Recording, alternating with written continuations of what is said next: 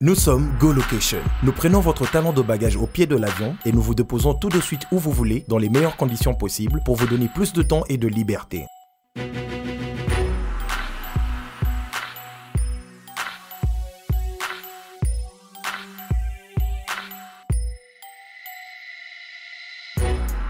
Vous avez le choix entre partager un van à partir de 25 $ par personne et une berline privée à partir de 50 $.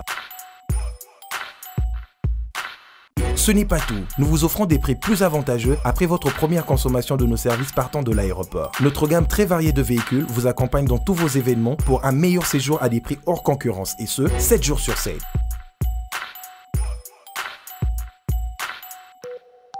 Puis, nous vous faisons suivre vos bagages chez vous rapidement et en toute sécurité par un personnel professionnel et très qualifié. Pour plus d'infos, Europe, Amérique, Congo ou golocationrdc@gmail.com. GoLocation, nous sommes au Flat Hotel Lontu en face de ShopRite. Avant, quand je prenais mon vol, j'organisais tout seul. Quand je voyageais, que ce soit en business ou en économie, arrivé à l'aéroport, j'ai rencontré de tracas. 45 minutes à cause de tracas de bagagistes et ainsi de suite. Et depuis que j'ai connu le service de GoLocation, je peux vous rassurer que le 45 minutes de tracas que je trouve à l'aéroport n'existe plus. Dans moins de 30 minutes, bagage nana, là plein de bateau, il fallait pas bête. On a samedi, à 17h, 17h30, on a tegui ba plan, on a cliqué j'aime. GoLocation, louez-moi. Votre besoin, notre réponse. Chérie, tu sais quoi? Ouais, bébé. Une vie sans toi ne vaut pas la peine d'être vécue. Waouh. Tu es l'artisan de mon bonheur. Je t'aime. Tu es la mer que je m'irai naviguer tous les jours de ma vie. Et sache... Allô? Allô, chérie? Allô? Allô?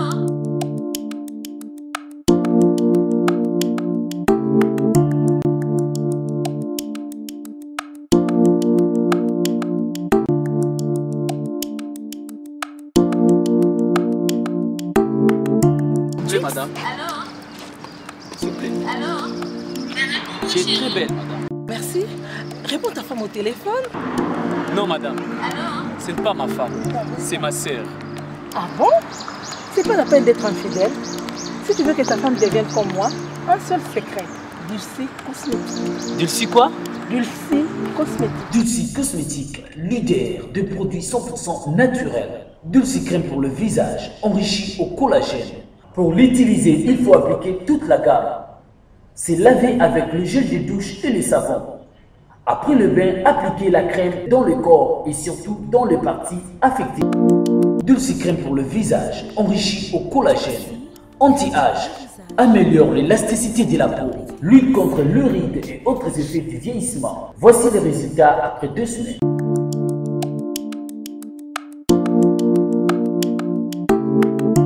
Dulcie, crème pour le visage. C'est ma femme, hein? Je sais que c'est ta femme. Donc, maman là-bas. Monsieur. Oui? C'est ma femme, hein? Oh! Donc, maman là-bas. Oh! Chérie, tu sais que tu es belle. Merci, Dulcie Cosmétique. Enrichi au collagène. Pour avoir un bon teint comme moi, Karine Pala, un seul secret. C'est Dulcie Cosmétique. Dulcie Cosmétique en vente partout en RDC. Dulcie est une gamme cosmétique afin que l'humanité entière en tire profit. Dulcie.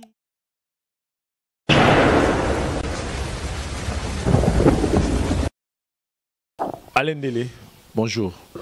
Bonjour Vincent Tulisi. Voilà, en tout cas, ton CP Maka, ça fait un bail hein, depuis te retrouver sur notre tribunal. Vraiment, enfin, donc, puisque c'est vrai, tout ce qui est un peu dans mon moins belé. Dieu a fait grâce, donc tous en bonne santé. Et à chaque fois qu'il y a peut-être un appel, ou les autres, peut-être on a besoin de partager un petit moment de réflexion ensemble. Donc, je crois que ça vaut la peine de se présenter à un moment les lots. On a continué à remercier puisque le tribunal est là pour ça qu'il y a. Voilà. Binès Mbebou, bonjour. Bonjour, Mr. Vincenté. Oui. Merci beaucoup pour l'invitation parce que ça fait un bail. Fan Nabiso et tribunal Bamanka Pempenga. Le lot pour nous servir. Voilà. notre habitué du tribunal Thierry Mumbaya, moi en Afrique. Ça, ouais, ça va très bien, toujours par la grâce. Non, moi, santé dérangée, mais on est là, ça va. Voilà. Chers amis téléspectateurs, comme on l'a dit, donc bienvenue dans votre émission Tribunal Nakati à Site Nabino, la voix du peuple, émission et réflexion, émission et analyse. On a si même mot na sai sai. To kutene le lopa ya wera ipsinga bi bino ba bozo tumambo mikolo na ba réflexion na analyse. Bon, c'était juste une façon ya oseka. En tout cas, très heureux ya ba ke boze belé liboso ya ba télévision na bino. Lelo obo remarquer absence ya Jazz Kavulu lelo pe azota l'émission le rôle bino en direct de Dubaï. Jazz Kavulu va kendara kaka ndeka to lingara mbote belé na ratsa Dubaï kuna to juba retour déjà oyamami tellement bien, merci na ba congolais tout ya Dubaï ne boyami Jazz donc en direct de Dubaï mbote belé place ouza moi vacances et ça la bien. Chers amis téléspectateurs, le sotoye awa ezali c'est une émission tribunal oui mais tout ça lelo éveil de conscience to linga un peu tout ça la éveil de conscience na likambotali phénomène au Tobeni combat pour na bien-être du peuple congolais. Kambuyo Italie combat il y a bien-être du peuple congolais ils ont touché mututu azana makila ya congolais. Ezala naturel. Il n'est même chose à naturaliser parce que tous les congolais mususu comment congolais parce que abotami a koli awa net par exemple congolais mususu comment pe lokola congolais pourquoi parce que salive presque vie na bango tout na ba congolais pe awa et puis le lot toujours s'adresser na congolais du sang au tout ebi kaza congolais abotama ozala 50% congolais to 100% congolais émission eza émission to dédié en le la binonio parce que faut tout ça la éveil de conscience par rapport à Makambo Italie combat il y a peuple congolais pour le bien-être de tous. C'est la raison pour laquelle le lot il y a mille bino ba chroniqueur na biso bo mesana rota la poto mekape osa la réflexion sur yango et puis to vanda na dossier oyo ya liwa et outi bon ko komela ndeko na biso congolais na niveau ya Afrique du Sud oyo akufi vendredi akufaki vendredi donc le lot osa émission toza mardi donc akufaki vendredi na butu et ba incriminé liwa wana que ezali incriminé par Batou. Il y a artiste et musicien Fali Poupa. Mais avant de commencer sur le point d'ango, dans l'un peu, to mekampe que soit bref analyse par rapport à Mambetali phénomène combattant jusque là, toujours qui est dans wapi, Thierry Mumbaya. Merci beaucoup Vincent. Moi je crois phénomène combattant il y a eu une photo sur là autour il y a un peu de combat je crois qui ba interview dans la Corda Bisso sur l'artiste Héritier Watanabe concernant Banako pour parler en Afrique du Sud. En fait, pour les combattants, personnellement, ou analyse dans la salle, les combats, en fait, en soi, les combats, ils ont été. Et là, on te déplore à moi, il y a les bosses et années. Façon, ça, la combat. C'est comme si, ta base, moroté, bon, tout définir, base, tout ça, la combat, nous allons commencer par ici. Et puis, tout ce qui ça combat, ici, donc, ce qui doit atteindre un niveau où tu sentir que tu commis la position, c'est en ce moment-là, nous allons mettre fin à la combat. Alors, on a comment on peut analyser pour comprendre en fait qu'est-ce qui pose ces problèmes là base à la pas définir la base et place là on comprend que la base est exacte et puis qui cause la raison des animaux combattant azana comment on appelle ça leader azate c'est-à-dire tout le monde a le par exemple tout même on a sens politique opposition ezali majorité ezali mais les lots oyoboé tous les parti tel mais tous les bisognes sont soumis à bas principe et à majorité présidentielle par exemple donc biso to préférer les 11 to vananda biso to préférer les 12 to vananda mais loko la majorité plateforme na biso et lobby les 13 biso nyon so to bima donc on est obligé loko la tous soumis na ba principe il y a plateforme na biso to bima mais les plus grands regrets c'est que bandero na biso ba combattre baza soumis la leadership mon côté OK les lois ont décidé bon OK ba combattre à France et Belgique et à Londres tout putain par exemple mercredi azate. Donc, on a les lobes quand il y a des artistes et musiciens, par exemple, il faut prester na poto kuna soki bakei, au moins na combattant tel balobi bango babima. Ba okuna babité botika à prester na vu qu'ils a pour na ba œuvre sociale, tout ça pour na cause humanitaire. Nous on a autour ya makamwa comme baza na leader, te baza soumis na orientation moko te zo ta quelque part, c'est ce qui cause des ordres. Donc, pour moi personnellement, je regrette pour cette manière ya procéder na combat na mais en soi. combat ils ont mabete. D'ailleurs biso pe par moment tu vas toujours observer toujours louer pe ba combat mususu ba salaka ba makamusu ba salaka qui permettent à que le monde entier va constater que au Congo il se passe quelque chose et diaspora na bango pe na niveau libanda ba zape actif ba ça musana. Donc pour moi je me dis le combat c'est bien mais la façon bazo procéder dans le combat jusqu'à preuve du contraire ils a bien été et pour ramener biso nulle part.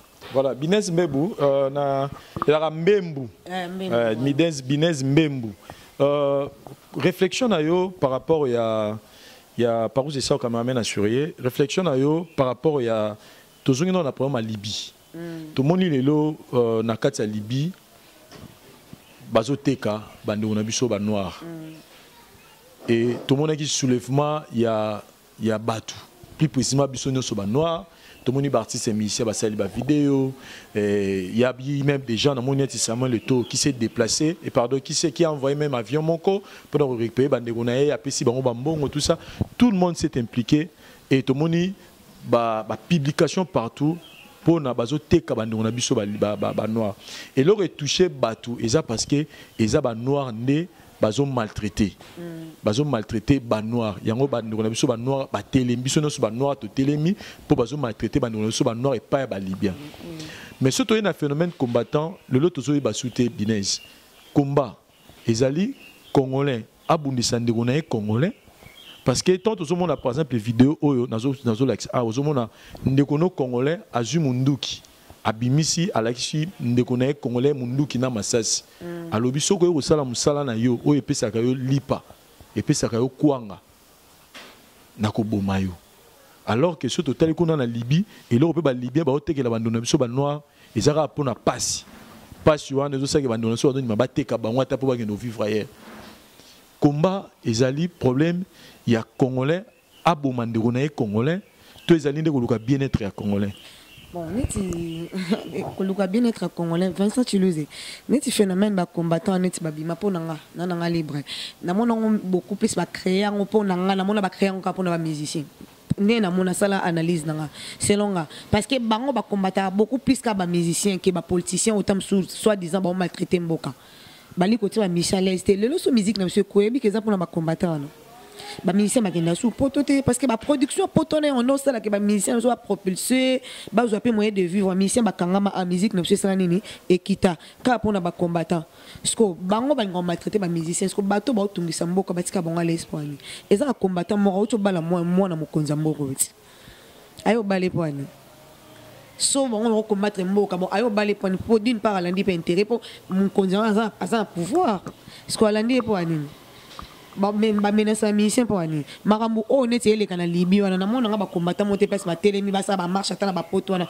na monité Vincent kene ba ka pe ba tie pe na ba des autres ba temi boso ba place héritier nga beta ba ne concert mais Olympia na mon ne ba sala en Olympia mona ta marche ba combattant monter à l'étranger ba tambola pe na pona ba ndeko na monité au moins que na miko sana na monité na monika ba musicien ba négligent ba musicien to négligent ba batira kimia na mboka akoye manzembo mo epesi pe je exemple ya Michael Jackson nzembo ba yembaka ya We Are The World ezanzembo nini ba pesa message balinga kimia musicien za mutu moko za a jouer un rôle makasi na mboka bako sangana ta 4-5 bakoti studio ba yembi nzembo pona mboka eko changer parce que ça la mokonza mboka ako longolelo mobe mboka changer mais bango bakoma menacer bango ba musicien ba innocent ba c'est nini est-ce que musicien soit ba politicien jamais au moins les musiciens mo baké ata na assemblée nationale la fandi jamais bon ba lire na musique ba kufa na musique ya bango ni balata pasi o lelo zolanda bango linga aussi la te masuma batum susu bango ba futango eza lo mutum susu alemanga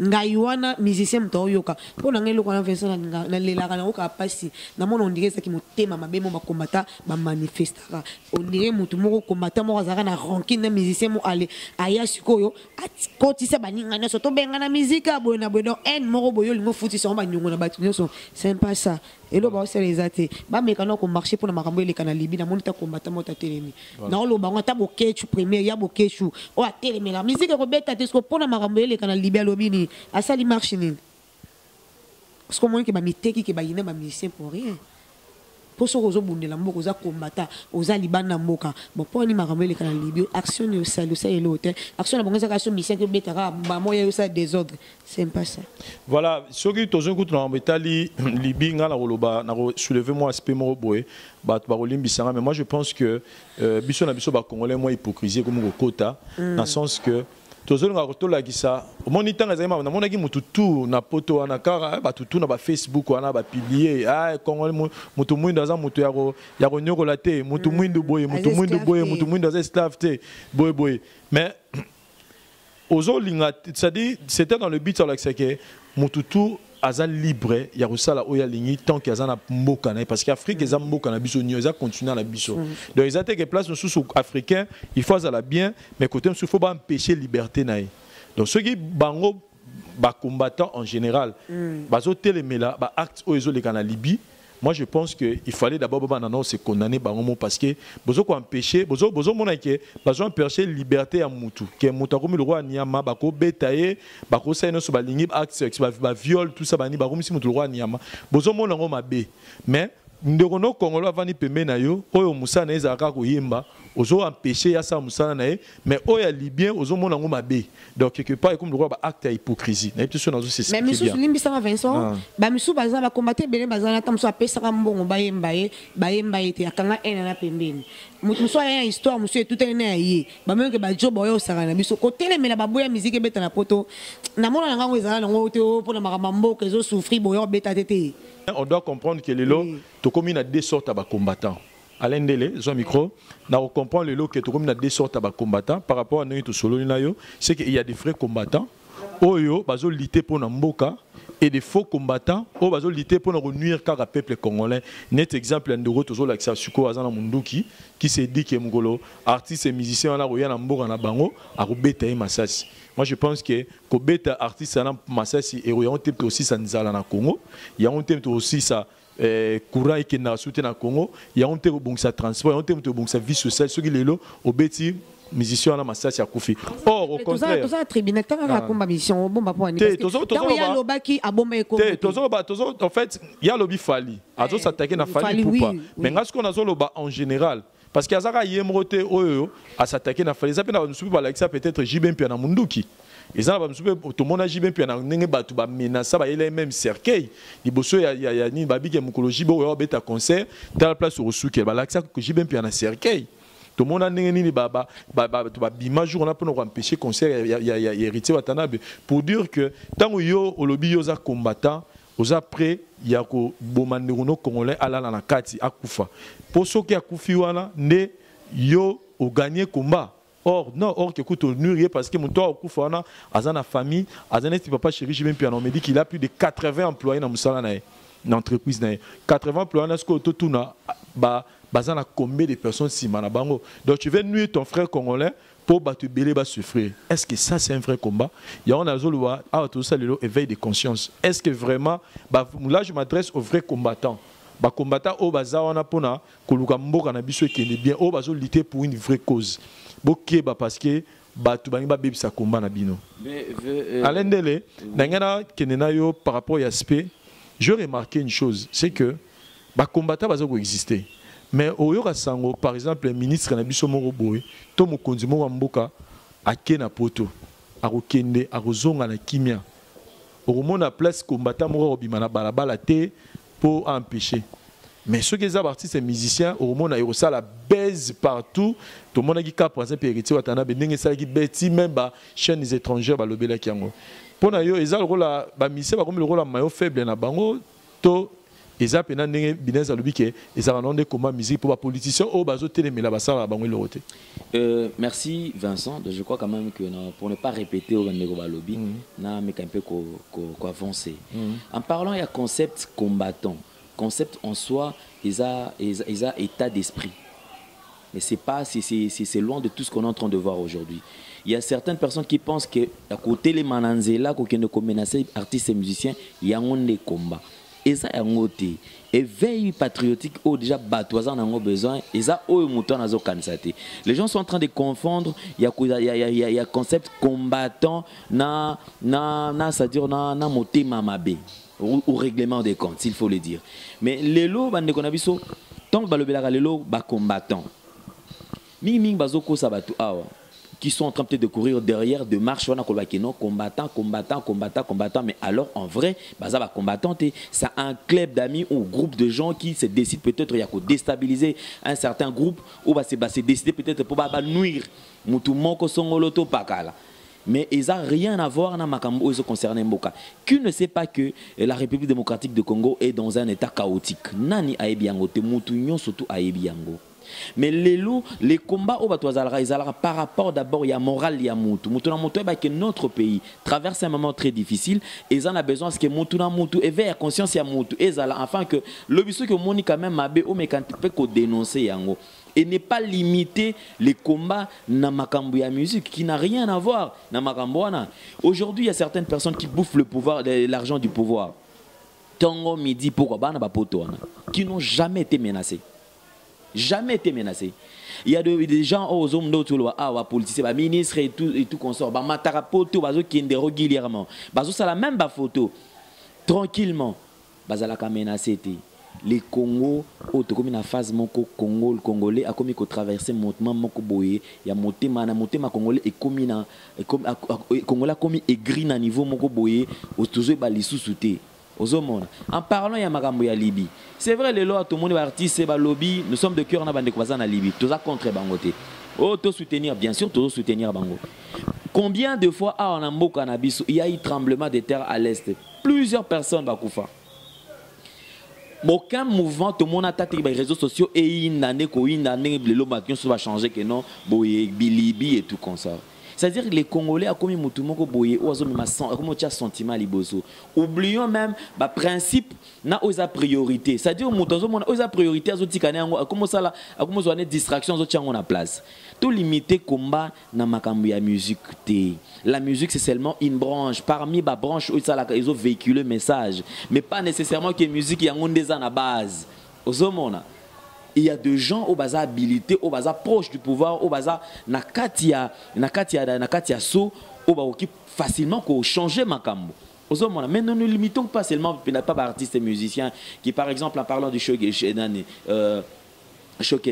tout le monde c'est-à-dire aïe naïe afandi quelque part comment de temps ça zoye mba ça la boy, même musicien té, bâtir instrument té tout consort tout ça.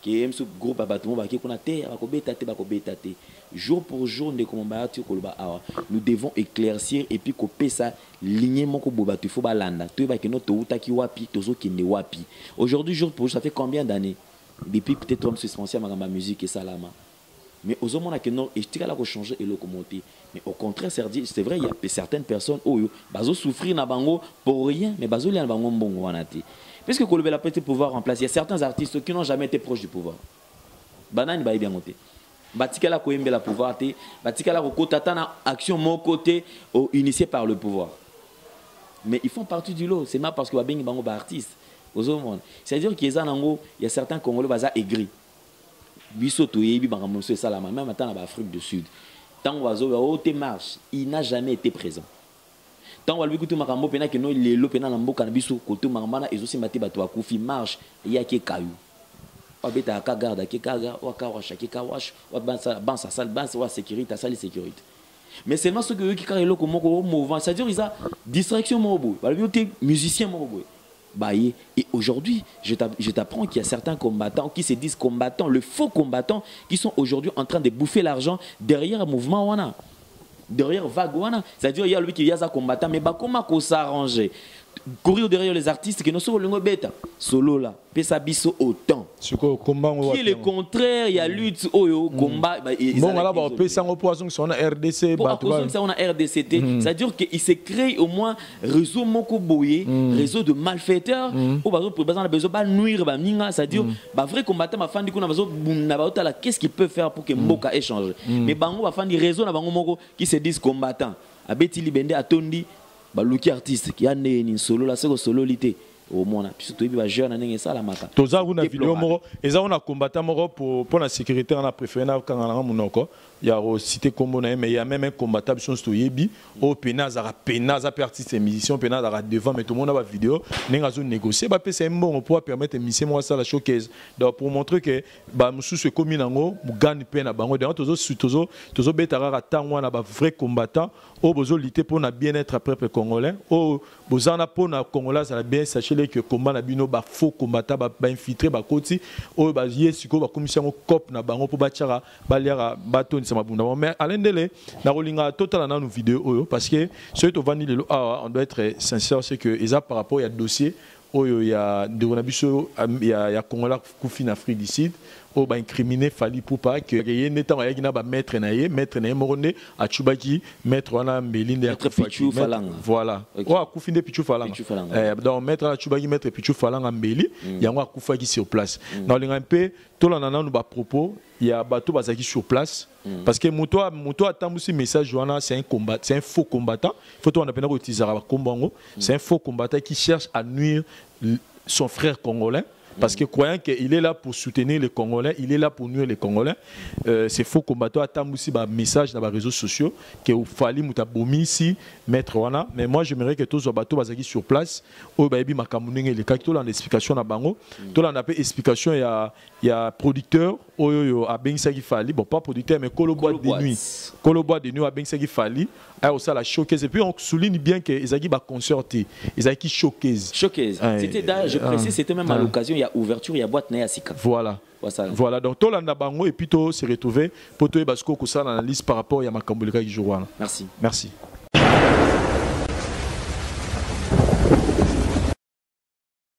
Vidéo oyo eza pona yo Fali on sali vidéo pona yo. Au lobby ozoya na tembe biso de lobby Cape Town eza mboka mibale.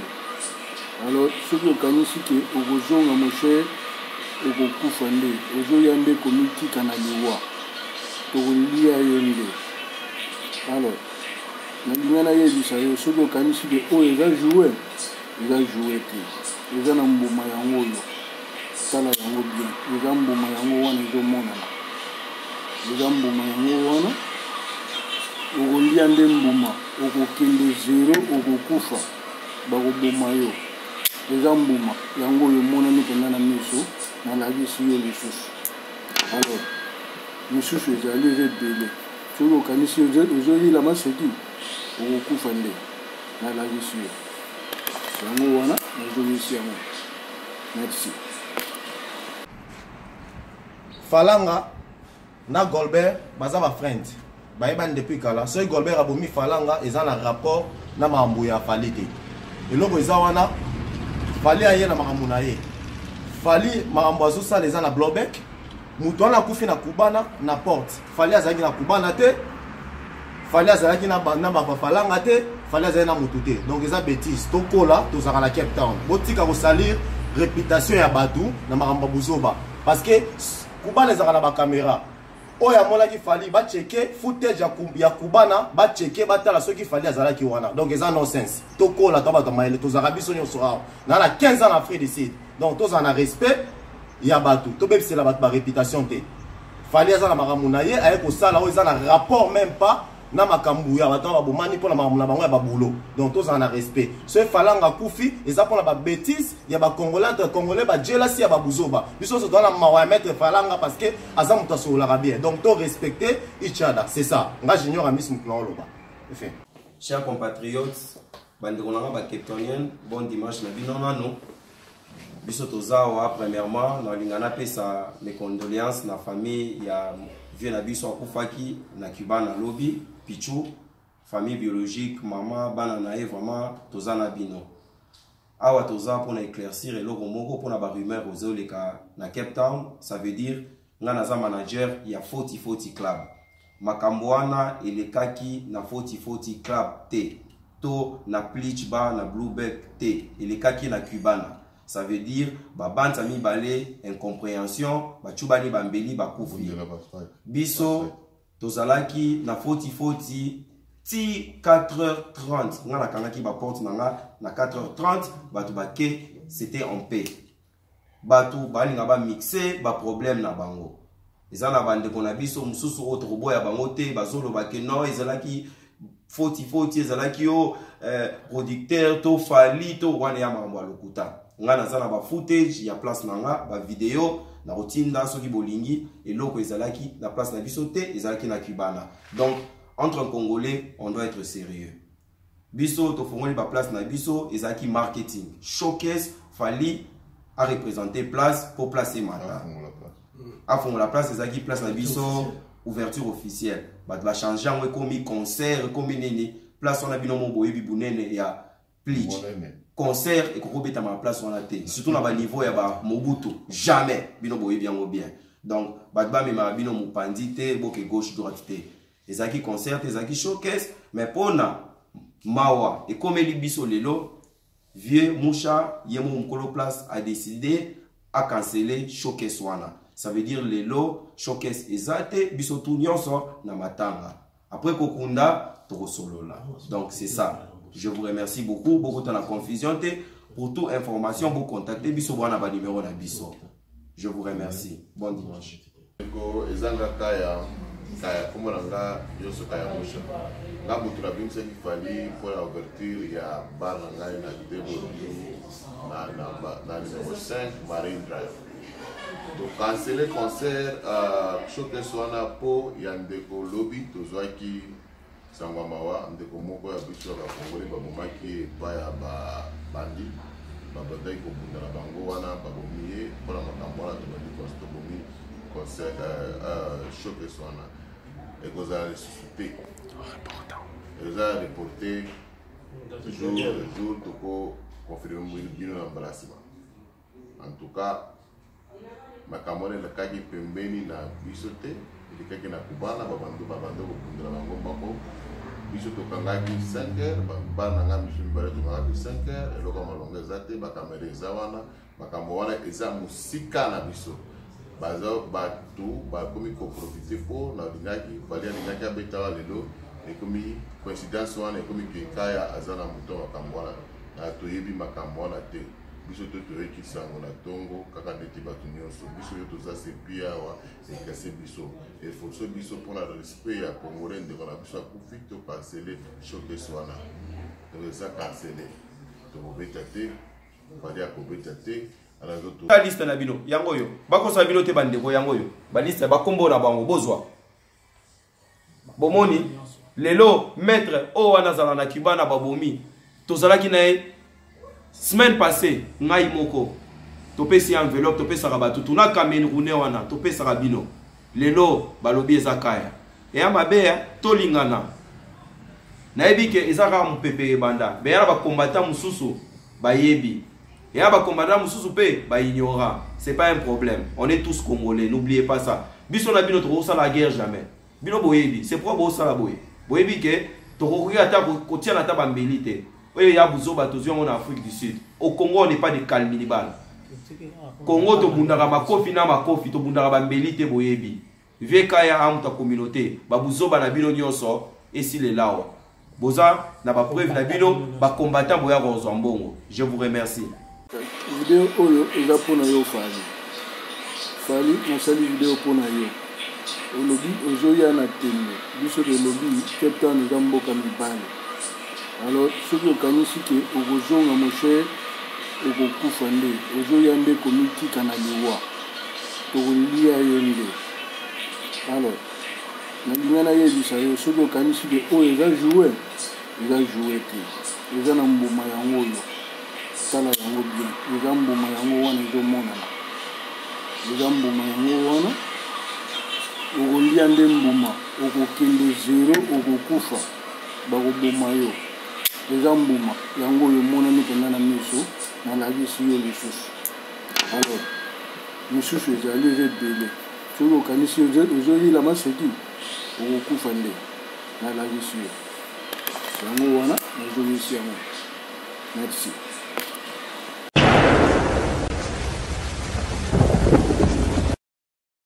Voilà, nous avons un Alendele. Ceux qui te préféraient, il faut que vous ayez un sujet par rapport à Maël et puis par rapport à que vous avez tant et Bel Air en Afrique du Sud et Bimbo bien. Est-ce que vous nyonso oyo producteur na bandeko balobi est-ce que ko expliciter biso encore sous ba détail yango poto yeba ba bi batangi mboka place moko batangi ba blanc biso to yeba. C'est tout d'abord un grand regret puisque moni isa histoire il y a mort d'homme. Mais sincères condoléances dans la famille tu vas mettre Pichu Falanga également corporation Union soutien bar sportif. Oui bah qui est Cape Town oui. Bah tout il y a Johannesburg bah tout au hasard na Pretoria Durban bango tout na pesi bango Motepina présenté ma condoléances na bango et puis surtout mimi na famille na e. Ouais moni maître Pichu à ça la banque. C'est-à-dire ce sont les agents de sécurité au batel marana boîte. Tellement qu'Afrique du Sud, crime et makasi. Il y a insécurité, ils ont battre plein d'ango. Alors, pour maîtriser la situation. Il peut y avoir, il va contrôler la moto, ceux arme, va contrôler la moto, il y a côté li, na boîte. Et lorsqu'il y a moindre pépin na katia boîte, ce sont eux qui entrent pour maîtriser directement la personne ou alingi ya trouble na katia boîte. Ba ko lukaninga ko bimise libanda, so ba ko sala évaluation. Ceux qui ont cas police. Ils vont appeler directement la police et puis la police va tomber sur Moutouango. En parlant, il y a lieu et à meurtre. Déjà, il y a déjà contradiction. Le lieu, Oyo, le concert, il a fallu qui prévu. Izaneti, Toloba, Lemba, Na, Gombe. Et pour voir le lieu où Fali devait se produire les dimanches, nous avons une place de mon côté. Mais déjà, ici, quand maître Pichua qui est au coup fait là, il y a place mon sous-sous. Et na entendre on connaît bazoloba bien clair. C'est-à-dire que ban ça va na rankin na bango.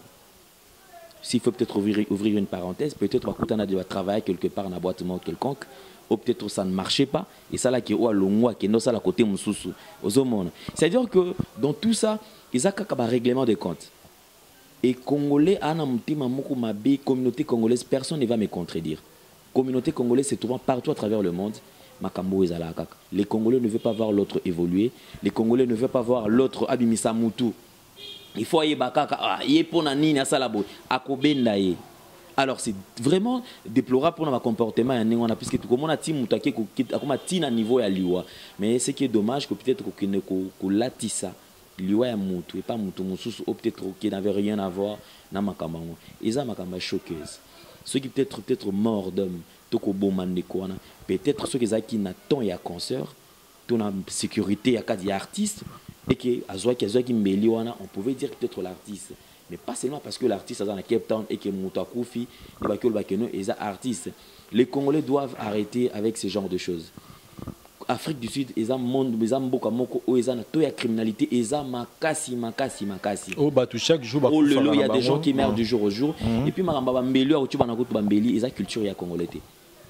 Ils ont culture étranger, c'est-à-dire bande comme ça côté wana on a kotanga bamboka na bangote mais congolais to yebi congolais ganga na ya lobaka peut-être basuki na mzoto après sili bakabona bango mais à l'étina niveau peut-être ya ko bomande comme ça là c'est vraiment déplorable mais totika ko incrimina mutkolo wa keno tel ye mutwaza à la base ya kati ya makambo et puis Afrique du Sud Vincent tu c'est pas comme notre pays ça c'est un pays franchement on a habité ils ont un pays belé Europe ou Afrique du Sud et l'équipe on a un système de sécurité il y a caméra. Les caméras sont partout presque. Tout le monde a même des robots. On a une place, un feu de position et tout comme ça. Ils ont des caméras et puis dans la boîte, il y a toujours le système de caméra, il y a sécurité à caméra où ils ont prévu. C'est-à-dire certainement qu'il doit y avoir les images prouvant que surtout Afrique du Sud, n'importe quel pays. Ceux qui sont là qui réellement l'artiste qui n'a qu'à tirer marambona a aucun combattant le band d'Afrique du Sud. On mettra la main sur lui sur terrain et puis malamoko ba holandelae à la loupe et puis ba holanda ba précision ni ne salike et lokwana et salama. Mais congolais on a zolo mangana hotel mais toujours le congolais au bazo limiter lutte. Au bazo réduire lutte ya ba combattant au combat aux noble pour na ko bundela pour na intérêt ya mboka. Bato balingi ba réduire yango na niveau ko lobaki noti na niveau maramba ba showcase na maramba ba musique ba biloko moko eza biloko moko c'est en fait ba distraction s'il faut même le dire aux hommes batika ko limiter lutte les combattants sont nobles par leur esprit et puis ba ebi que combat o ezalaka état d'esprit mobimba c'est-à-dire le combattant n'a pas besoin seulement ba fanda ala la showcase ezawapi non ils ont makambo belé ah ba tozo landa tozo na prérogative de calendrier électoral ils ont makambo belé au ba combattant bazo landela et non que soit qui ndeko mo wafandi c'est-à-dire clic moko ya bandeko baye o teta la boy et puis j'aimerais bien ce que bandeko msusu puisque télévision za radio té ba prouver biso nous moi j'ai vu des images qui bazo longo l'accord il y a ndeko na biso maître Pichou et puis il faut signaler que maître Pichou tango affrontement ni salami entre yé entre groupe naé na groupe bato ba salami qui affrontement tango a tubie mbeli na loboko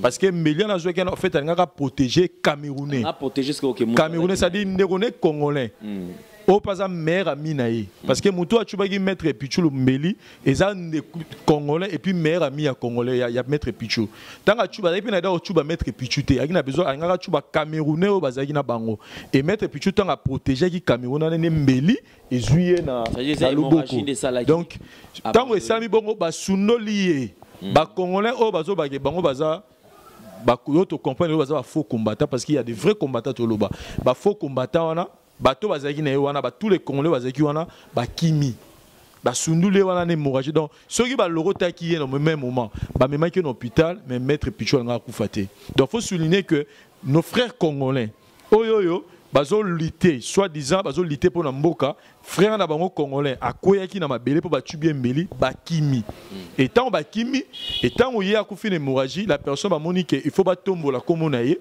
oyo azaki nu présent oyo maramango etalié kutute un artiste et musicien Fally Ipupa et puis il y a non assistance en personne en danger yango zo mona place zo lebela awa na Afrique du Sud par rapport il y a médecine n'engeza évolution en médecine Afrique du Sud moto pona hémorragie blessure il y a bon encore kokufate so bazwa qui est surtout ba mimi bala moko on pouvait sauver sa vie mais tellement on a zo lebela awa les congolais a aigri c'est-à-dire que mon azo fanda boye pona yé tel a évolué et total à ce que le place makambo comme on me la biso to comme même na ba perte ba vie humaine ni quoi kufine ka bo pona eloko peut-être sur rankine eloko mo ya mukie qui n'a rien à voir avec les artistes. On a besoin personnellement n'a écouté que l'oké. Oté nekofali. D'ailleurs, moi personnellement na Solana artiste été, naza na relation moi oté na été, na journaliste, yaza artiste. Mais seulement je suis réaliste. Naza au milieu du village. Lelo tout réduire combat wanate. Combat na biso kolba que non ce sont des combattants à l'obité et ça fali nekofali mutabomisie non. Fally Ipupa pas criminel c'est un artiste musicien au ayaki et puis pour aya place wana ayaki sous kazaki na caché naï c'est-à-dire yeko toza na temps pour tout ki boban boso na bosani on est maram na été yi akoya na showcase aye ameme à part on a pour que boîte wana basa la inauguration nango et s'il et fongol ba porte nango et bandi musala nango mais les combattants soit disons bandi kona biso oyo baza bazo ngaba réduire combat ba ngaba réduire lit s'il vous plaît tout cas distraction oyo parce que mon thème est congolais, mon thème ma boy comme na congolais et comme qui est na niveau mususu. Vous verrez en Afrique du Sud mutu aligné na ekosala mara mususu. C'est-à-dire que réintégration alignité. Mais yé musala na zo lukane ka cop nini a de que ne détruire de konai. Ah ya koma nini? Ah yekuta ayeka lobby ah. Akomina ka ate. Non ça là et ceux qui sont landés makam oh tu verras qu'il y a des règlements de comptes.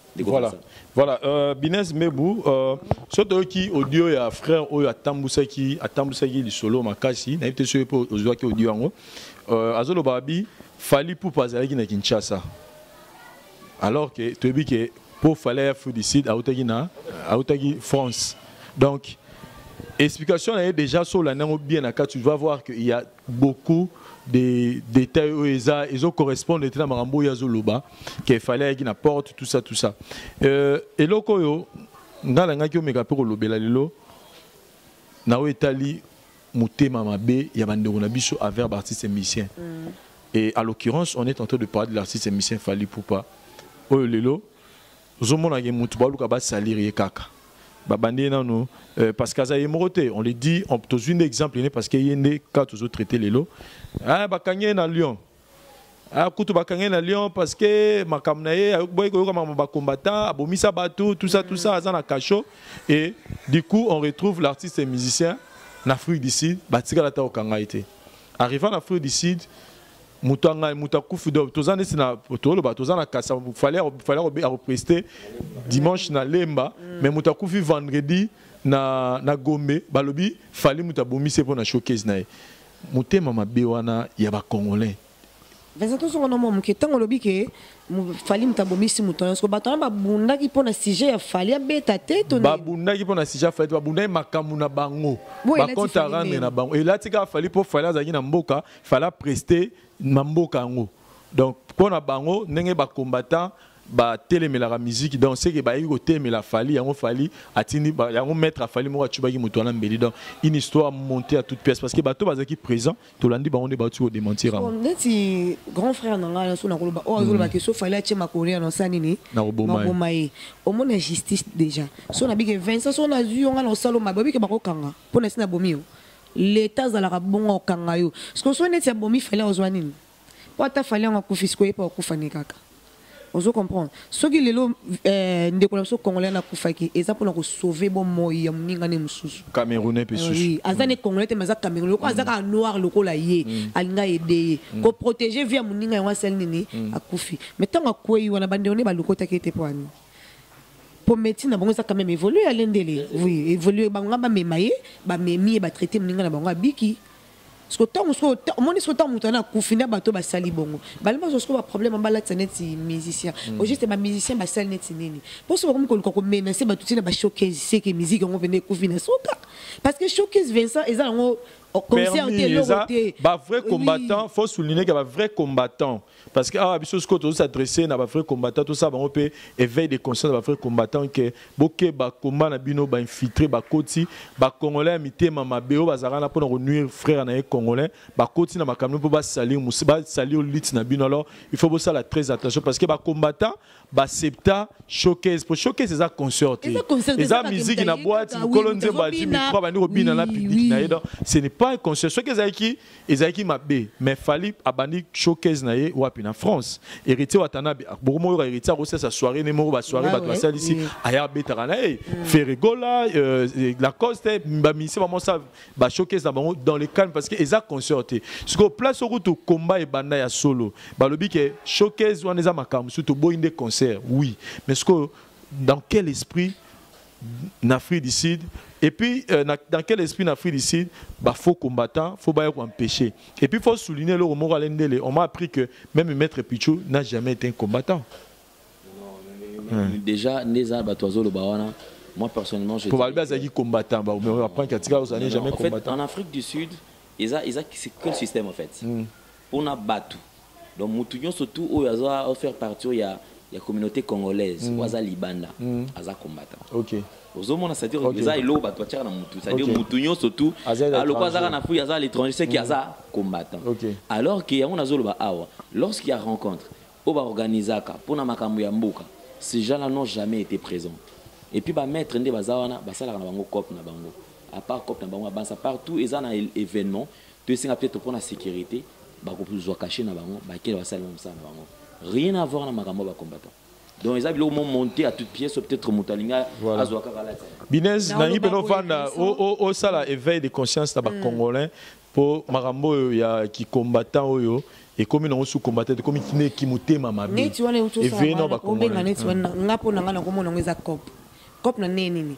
baselelo na bango mo beti ozola artiste musicien munduki oyebi ke artiste obanga tinenga fona salini eblo ronde zalara oyebi ke tamsu avana bomelo moto faut payer autant pour nous sauver tamsu so pe artiste en monde pour nous sauver image na une réputation na akofino mbongo wana komi ke ozo kanele pour a devoir yo et comme le roi cop no moko ngolela na sima na ye yongo ke na ngone tsenenga na o intimider mais wana za intimidation bako kanga ye pour artiste pas à moi na été parce que pour la musala na ye bato belé pour soda kufara na musala na ye akondi mapeke loko eza cop neta mso abeng seke tamso aleki kasha mutano ye bandeni sko ozong sa kasha mutana ndeni Vincent tombe lobi ke ayate sko so neti mutana bi ke zong sela moso déjà artiste ça la kiango bati ke loko wana basala musala ndenge sengeli bango kutu baza mutone ba protéger ba musicien na biso soki ba ye na mboka kuna neta Afrique ko beta musique bango baza bato na po basala bango sécurité musala ke ne malamu enoke ba balukela su bango e na kama na Afrique du Sud ba cop ezala raté cop mo peno ko no la mukaratongo peno ke pena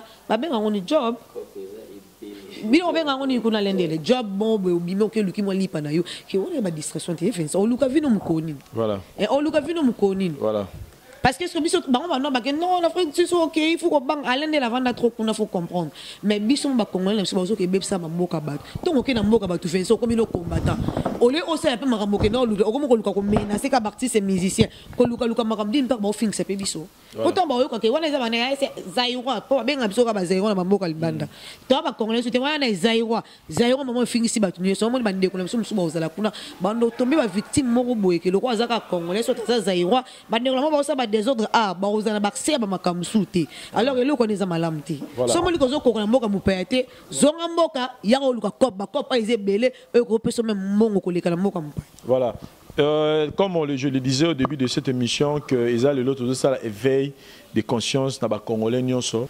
Trop c'est trop avec ces phénomènes, dans le sens que combat Isa qui pour le bien-être à Congolais. Ça dit ngani na za le bien-être à Thierry Mumbaya. Non le Thierry Mumbaya mais Thierry Mumbaya. Et comment on a que tout le long une étape il y a quoi empêcher les musiciens basala musala bango librement mais tout comme ce qu'on a niveau ya koluka ko salir ba musicien batu ba yina bango batu ba sanza bango batu ba mona bango batu mabe po congolais azwa nini à la fin po kaka lingi kaka yemba po kaka lingi kaka bina neyo pour congolais préféré au sala audio na yo mobimba po kaka batu ba yina frère na yo congolais mais tu es le premier ya ko condamner ba art ezo le kana Libye pour badoter ka congolais badoter ka neurono congolais au azo souffrir donc tu préfères au faire souffrir prochain na yo za peme na yo mais au protéger mon économe sous aza musika. Arrêtons d'être hypocrites. Thierry Mumbaya, s'il faut vraiment parler, il y a éveil, il y a conscience, il y a congolais nyonso na mettre les phénomènes où il y a monté mama be koti na kati ya combat. Moi, je vais commencer par présenter d'abord mes condoléances à la famille au perdre. Parce que vous savez, aujourd'hui, perdre une personne comme ça, et puis perdre un mboka, parce que vous savez, dans la majorité des cas, à part moi, mon kekotanga, alors, mutabimi na mboka na yake ne koluka, akuten na likama et à niveau qui perte la vie humaine, entre les autres, ça la passe. Mais s'il faut revenir un tout petit peu en arrière, je vais dire ceci. La Bamboko, ils ont développé, la police, ils ont scientifique, et permettent à retracer, empreinte, pour prouver crime. Il y a aussi la police criminelle.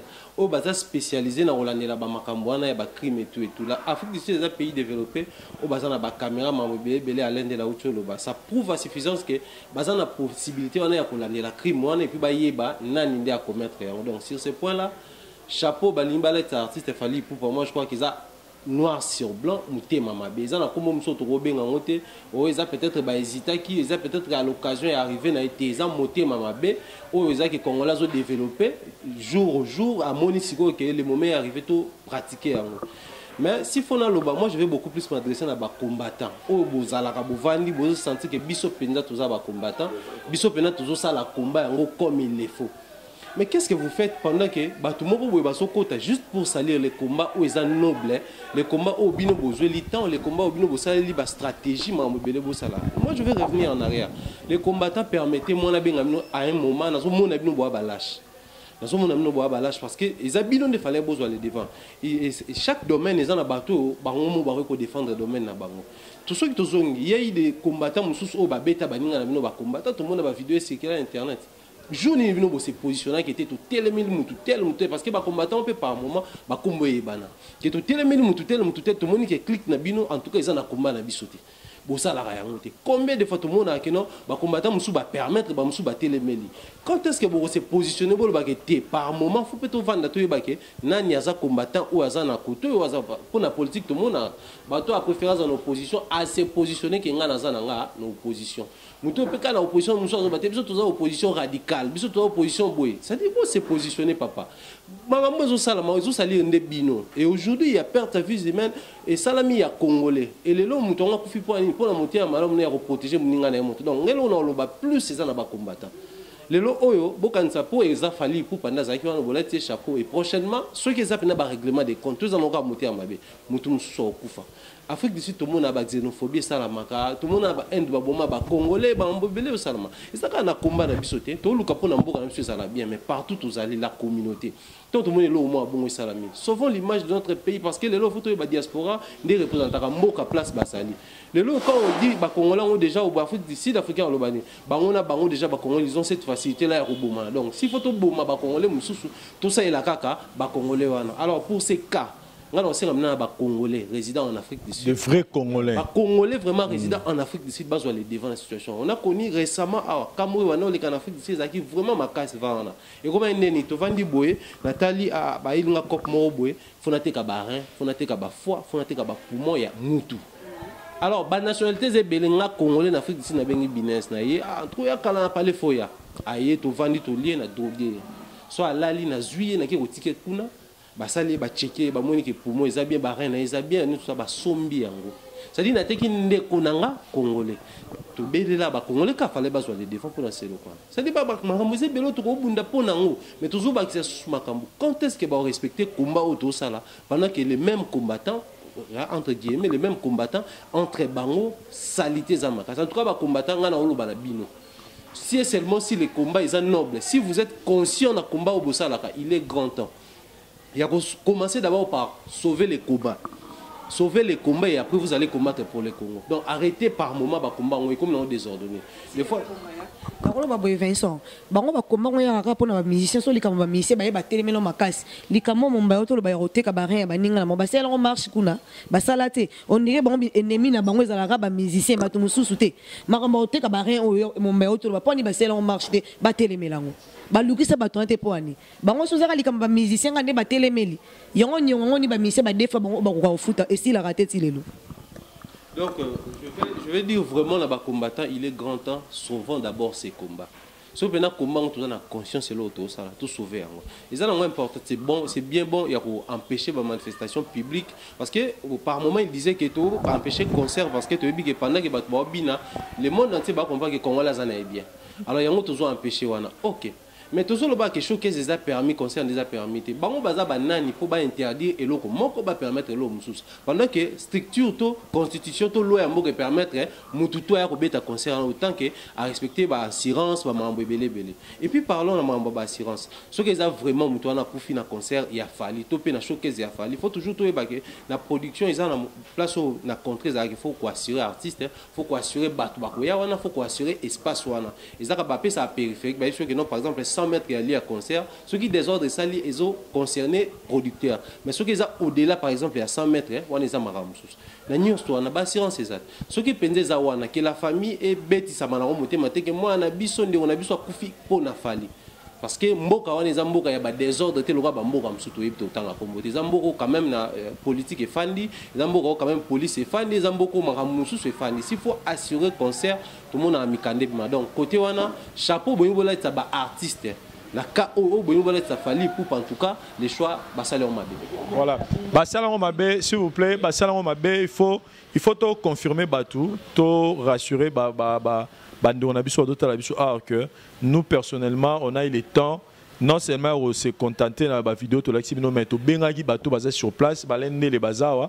Donc on a appelé les gens balati fali casquette il y a Lokuta qui est abomisi mutumoro fali abomisi mutute chers amis téléspectateurs il est innocent dans tout ça donc marambe salami na gombe mais bazo betela mutuma sola muto yo azana lemba donc bazo kwa kize muto azana lemba donc ezata na rapport motezaka que bandeko na biso ba congolais niveau motema mabe comme tellement que bon tam susu ba musicien na biso nde bazo émerger ezo sala batum su motema mabe alors bazo la la te bazo luka neni to ko sa artiste wana et c'est la raison pour laquelle ba mo utiliser ba bloc wana. Moi je pense que l'artiste artiste na biso lelo baza tout auteur par exemple Michel Roy ba Ranson aux moins que un artiste musicien qui se bat pour bien-être à Bandigonaye, na Mambetel par exemple que ça ba fondation, que ça la badon, ba fali wana ba mise belé tout le monde qui hérité watana be calamité, arena hôtel ba non abiso ba réfugié na niveau bangola kuna. Tout le monde que quelque part ba ça peut na souci mboka on dit mano d'une autre. Ils sont pas là pour tuer les gens. Au contraire, ils sont là peut-être pour nous longola parce que mon tout peu ceux qui stressent et qui trop et c'est un peu fois se divertir, pour se déstresser. Et bango ba musicien ba contribuera quelque part dans la peu moins stress parce que mon tout sur le stress les affaires le place mon euro c'est défouler mouké et tant que c'est défouler tous en la procès moins musique voilà. Donc arrêtons de faire de nos artistes et musiciens comme si c'était eux qui sont responsables. Il y a pas si y a Congo alors pour toi nous salir bango na ko incriminer bango ba bloquer bazana bango ba innocent. Alain Dele pour ne pas répéter le même chose sinon s'il faut dire un mot par rapport à dossier il a fallu Poupa et puis s'il faut conscientiser les Congolais les vrais Congolais et puis bah combattants au Lobani. Merci Ndeko Vincent, comme je disais nous restons impartials. Je sais que certaines personnes peut-être au Baza toujours animé de mauvais esprits ou de mauvaise foi. Toujours peut-être moni bango. Mais nous gardons notre étiquette comme étant journaliste et puis impartial. Non, ça la moi lecture moquée pour finir en fait. Vous savez, dans chaque domaine, après quelques décennies, il y a toujours relève au Yaka. Où il y a certains éléments au Yaka pour nous ça un plus par rapport à domaine où on a. Parlons de la musique ou de l'art. Protégeons nos vraies valeurs culturelles, j'ai toujours dit. Oui, artistes et musiciens, moi personnellement, il y a eu l'époque de Grand Calais, il y a eu l'époque de l'homme de Franco de Miamor, il y a eu l'époque de Pépé Calais, Madilou, il y a eu l'époque de Koffi Olomide, il y a eu l'époque de Wenge Musica, il y a eu le vent qui est arrivé en fait. Il y a Fali Poupa, Ferregola et les autres.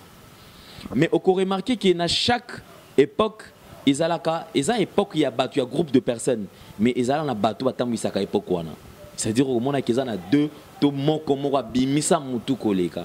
parlons de notre musique en fait.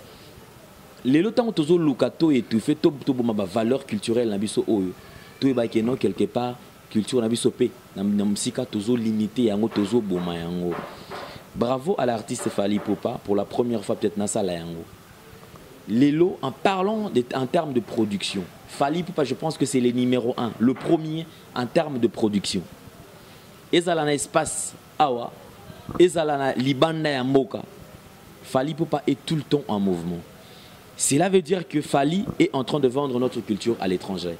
En parlant de sa génération, vous verrez que Fali Poupa est de rares artistes au Lelo, oiseaux se démerder enfin qu'il y ait échange culturel. Le temps, c'est-à-dire il y a certains artistes qui peut-être il y a ça danger, mais arrivé face à Fali Poupa, tu sens que Fali Poupa a un esprit supérieur par rapport aux artistes. Tu comprends? Et ça fierté pour un mot cannabiso. Arrêtons d'étouffer les artistes. De protéger enfin que base sur inspiration comme art yango musika les lots tous en battu belé bazaka awa ne bato soit avec non te artiste ba melo komoroté. Nous pouvons le dire avec force que ces artistes musiciens font encore de sorte que musique nabiso et qui les sous libanda tout le but que bango ba l'équipe ba Koffi Olomide mais seulement chacun na époque na azana place au memaka musique à memaka charge va pesier mais Fali Poupa c'est quelqu'un qu'il faut vraiment encourager. Et à part entière, c'est un artiste étouffé. Parce que c'est vrai, Makambo Salara, comme on a monté la musique typique, faire ce qu'il fait actuellement, qui place Moroboé, rien que l'artiste et sa guitare. C'était plus faux qu'il n'y ait qu'un clic, guitariste, nani.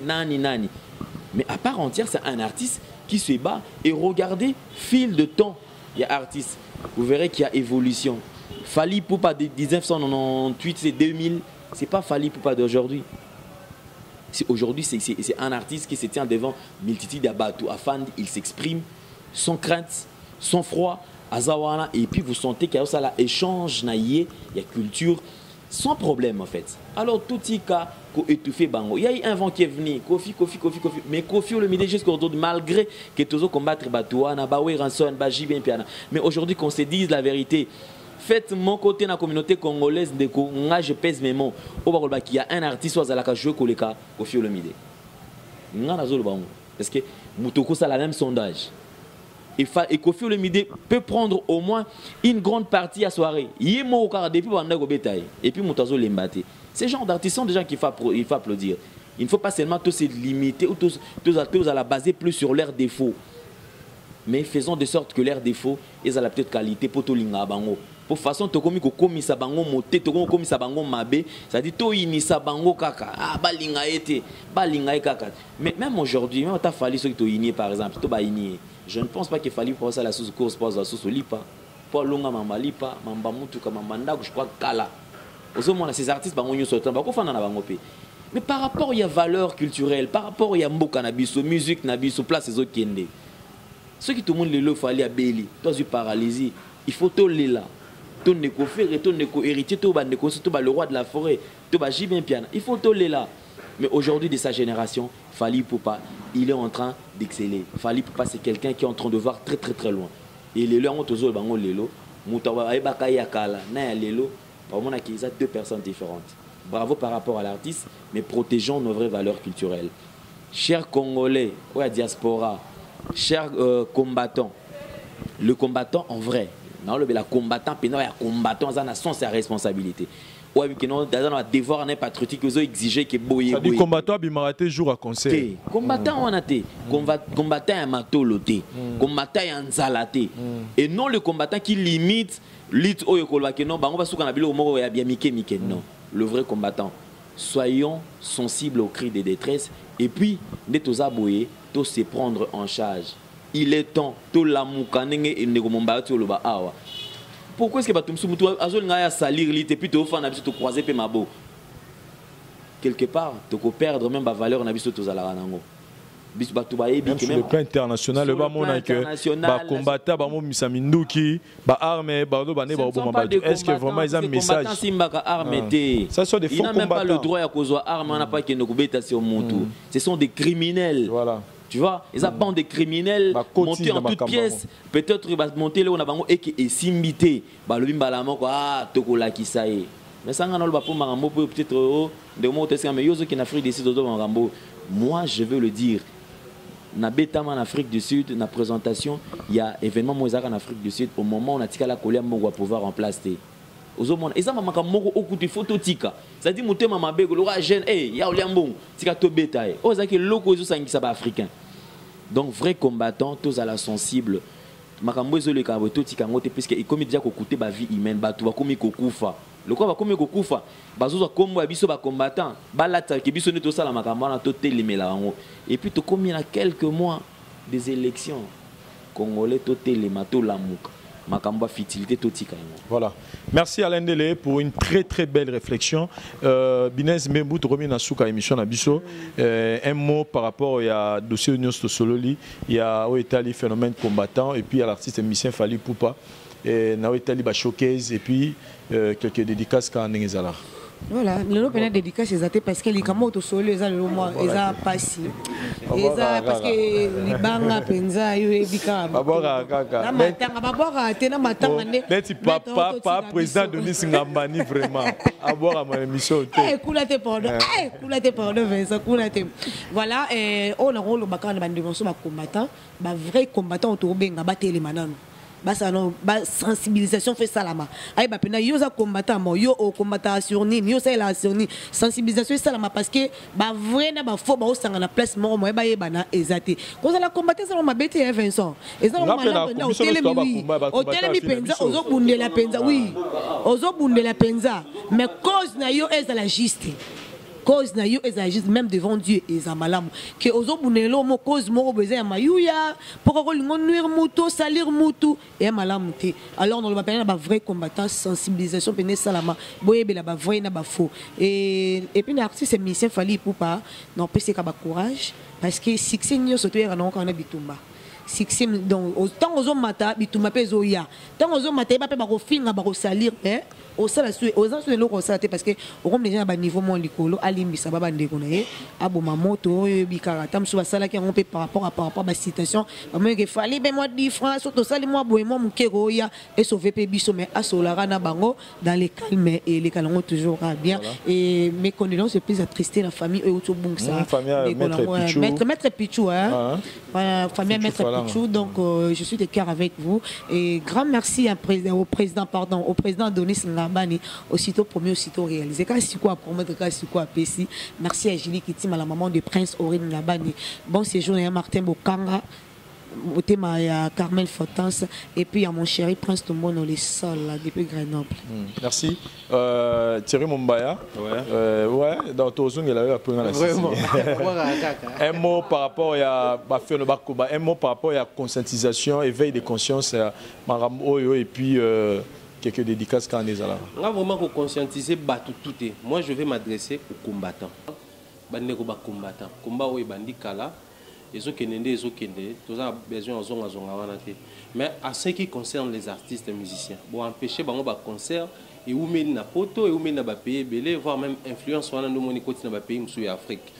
Mais là on a aussi un abino. Na niveau to comme à la fin de l'année 2017, toujours qui est 2018. Pendant que combat ils ont salama à na Congo to moni ba transition. Pendant que combat ils ont salama à na Congo to moni au dialogue. Pendant que combat ils ont salama to moni gouvernement intermédiaire, gouvernement boy. Et apporter pendant le remonter sur terrain. Et là on a aussi un abino ils ont un artiste et musicien, bah s'aligner n'abino na même combat bobunda. Alors qu'est-ce qu'il faut faire? Organiser une réunion, inviter ces artistes et musiciens là au bon empêcher à bêta, boy bisa bango.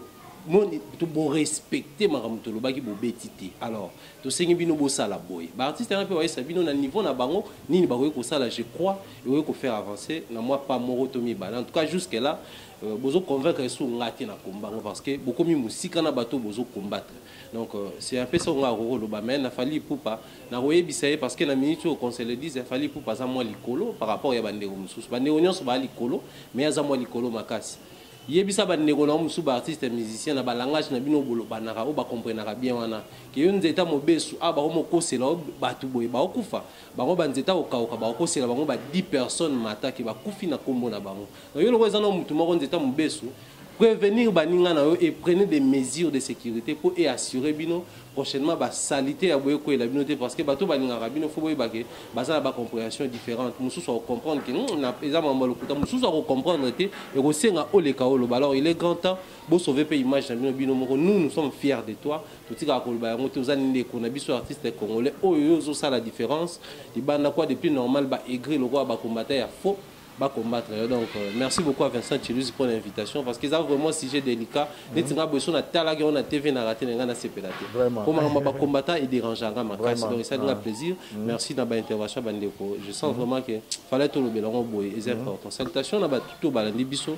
au pas président de ngabengare pas président Denis Ngambani. Merci vraiment c'est ça un plaisir appréciation et amsala olobaki né toujours que nango yozo CPDT. Donc grand merci également na ma présidente Julie Kiti Ngambani, toute la famille Ngambani, Coco Mills, Bébé Prince, donc toute la famille Ngambani également, et Thierry Mouzang, le très spécial. Tous sur la micro, ça donc salutations également à toute la famille, ma famille en Londres, mon mentor Jean-Claude Lungangé, Maman Rose Valia, l'association Mobimba Lokolé, là, à Londres, Freddy Salou, Kololo Pangounez. Alors, donc merci beaucoup, Nabane Union. Voilà, Tozon va pas à l'endélé quelques dédicaces pour toi et aussi ça. Voilà, merci. Donc, merci encore une fois de plus na bande réunion surtout. Na yo pour nous penser qui na biso et pour la salutation. Donc, merci. Je m'en vais rapidement. Ko pesa moté, c'est lui qui fait la fierté du football congolais. Chancel Mbemba, Chancel Mbemba. En tout cas, Chancel Mbemba rappelle na pesa moté. Je répète, merci. Et on a un jogo intelligent. Et tout ça quand on a série intelligent comme le président intelligent, président Adonis Ngambani. Donc il y a deux présidents, mais président intelligent il y a un problème. Voilà. Et puis très cultivé. Voilà, donc ça veut dire très intelligent et puis très social. Et puis simplicité, on est ça là bien. Merci également à la dame du cœur, donc Julie Kitima, puisque vraiment ça là bien à mon toutou. Au moins la tombe sur ça m'a bien, mais ça mais dis-moi elle quand même elle est gentille, elle parle bien avec les gens et puis considération tu as mon place naé. Merci aussi na bande kotou neti l'impresario Clone de Bassi, ya Jani Sita Chunga Puto Banga Micho, ya mère Anita Sita, Maloris la congolaise Malolo. Malolo. Loris la congolaise d'affaires, donc Chouchou Natati la femme d'affaires, na bossa nioté et puis déjà nous présenté déjà donc joyeux Noël puisque tu côté déjà décembre en haut. Noël yango zia bonne fête na ba tutu balanda biso, bonne fête na ba tutu oyo ba soutenir biso de long comme de près. Donc merci à Mingi na soutien na bino ya Roger Demampouya, merci beaucoup. Voilà. En tout cas, merci, chers amis téléspectateurs, vous avez été belé pour notre émission. Moi, je vais conclure pour s'adresser à nos vrais combattants. Bokeba, parce que faux combattant batu ba congolais amité mamabe oyo bala la raté pona ti amona ndekona congolais akoya na mabele ba koti makamna bino et plus grave c'est que ceux qui botiki bango va continuer bongo lelo ceux qui monde ba monique ba combattant ba ko de la minduki na ba réseaux sociaux ba roboma batu ba comment même ko empêcher même activité na bino, donc faut faire très attention. Et moi je vous demanderai bo ça la même toute une organisation bo tia bena ba base na bino bo tia leadership moreza la na kata mawanano pour que bo ba détecter ba infiltrer et puis na peuple congolais total à likambo. Est-ce que pas s'il y a peuple congolais photo BP sont artistes et musiciens? Est-ce que pas s'il y a peuple congolais photo ça là que tout bano inisa artistes et musiciens au baza innocent peut-être na moi différent et puis assez à contribuer pour na bien-être peuple congolais. Protégeons notre culture, to protéger ba musiciens na biso, to protéger ba Ferregola, to protéger Beriti Watanabe, to protéger ba Ranson, ba Kofelo Mide Fali Poupa. Je pense qu'il y a l'un de la suite à s'exprimer, à repérer sa biso fond il y a problème oyo. Moi je pense que les lots ils agissent plus pour nous ça que tout ça l'attention parce que congolais à côté muté mamabe comme un niveau moi mabe tia au salaire de konayo tarara koko c'est la mutuli ko bomi mutu et ça tellement grave juste ka pour ko inisa ndono congolais alors que na Libye kuna odoté mais là donc arrêtons avec ça. Aimons-nous Congolais, aimons-nous vivants. Merci à la présidente Denis Ngambani et Cheveri Mouzango, la grande dame Julie Kitima, Martin Bokanga, Motema Carmen Fontes, Chombele Muntu, Mbotebele, na pesi mbote nanga, na Angelos Mandi, na kati ya Kenya wana, en direct de Dubaï, Père Moua Kendarakuna, et puis na Guy Laurent, na kati ya Kenya wana, Commanda Poupou, et Bandeko tout, Botali Bisolelo, merci, et na parole de ça, caméraman national, puis merci na Bandeko nanga, ba cité Bisolelo, tout le monde année prochainement, ba différentes choses na Biso, à la voix du peuple. Merci, bye. Nous sommes Go Location. Nous prenons votre talon de bagage au pied de l'avion et nous vous déposons tout de suite où vous voulez, dans les meilleures conditions possibles, pour vous donner plus de temps et de liberté.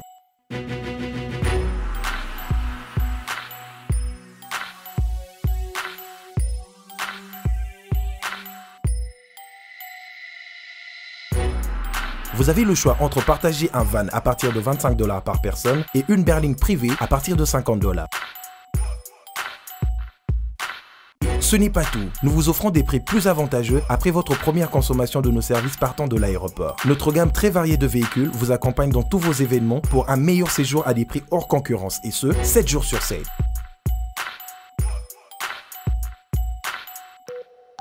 Puis, nous vous faisons suivre vos bagages chez vous rapidement et en toute sécurité par un personnel professionnel et très qualifié.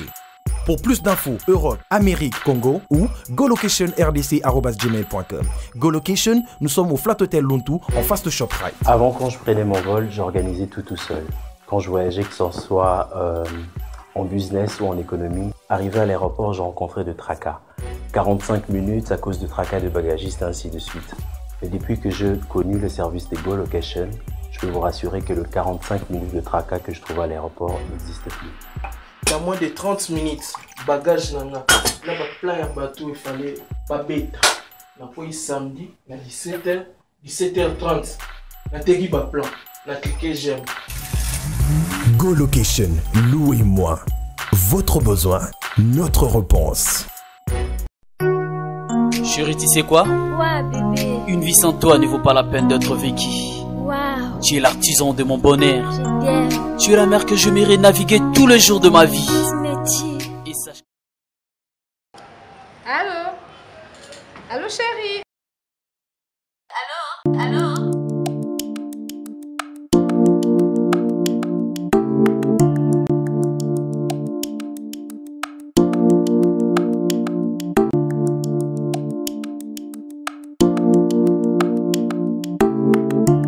Madame. Allô? S'il vous plaît. Allô? Tu es très belle, madame. Merci. Réponds ta femme au téléphone. Non, madame. Allô? Ce n'est pas ma femme. C'est ma sœur. Ah bon? C'est pas la peine d'être infidèle. Si tu veux que ta femme devienne comme moi, un seul secret. Dulci Cosmétique. Dulci quoi? Dulci Cosmétique. Dulci Cosmétique, leader de produits 100% naturels. Dulci crème pour le visage, enrichi au collagène. Pour l'utiliser, il faut appliquer toute la gamme. C'est laver avec le gel de douche et le savon. Après le bain, appliquez la crème dans le corps et surtout dans les parties affectées. Dulci crème pour le visage, enrichi au collagène, anti-âge, améliore l'élasticité de la peau, lutte contre le ride et autres effets du vieillissement. Voici les résultats après 2 semaines.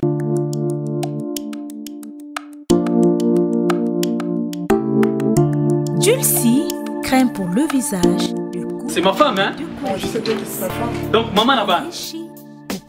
Monsieur. Oui? C'est ma femme, hein? Oh! Donc, maman là-bas. Oh! Chérie, tu sais que tu es belle. Merci, Dulcie Cosmétique.